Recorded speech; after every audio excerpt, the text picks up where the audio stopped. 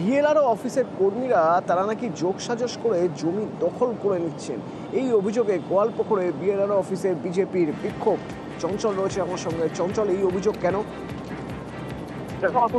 জানিয়ে রাখি যে গোপী গ্রাম পঞ্চায়েত এলাকায় মোহাম্মদ ইকবালের 4 ভাই রয়েছে। এবার 4 ভাইয়ের মধ্যে পূর্বপুরুষদের যে জমি কিন্তু ভাগ করে দেওয়া হচ্ছে সমানভাবে।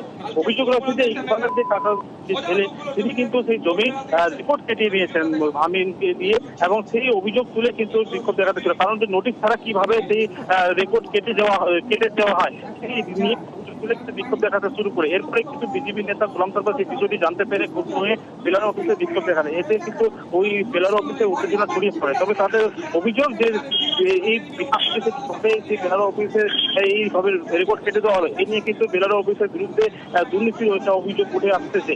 অন্যদিকে পাশাপাশি যে ইকবালের যে কাকাতো ছেলে যে সুদীপ, তার দাবি যে তার যে কাকারা তার কাছে জমি বিক্রি করে দিয়েছেন এবং ভুলবশত আরেক কাকার জমি তিনি রেকর্ড করেছেন। বিষয়টি সংশোধন করে তিনি মিটিয়ে নেওয়ার আশ্বাস দিয়েছেন। ধন্যবাদ।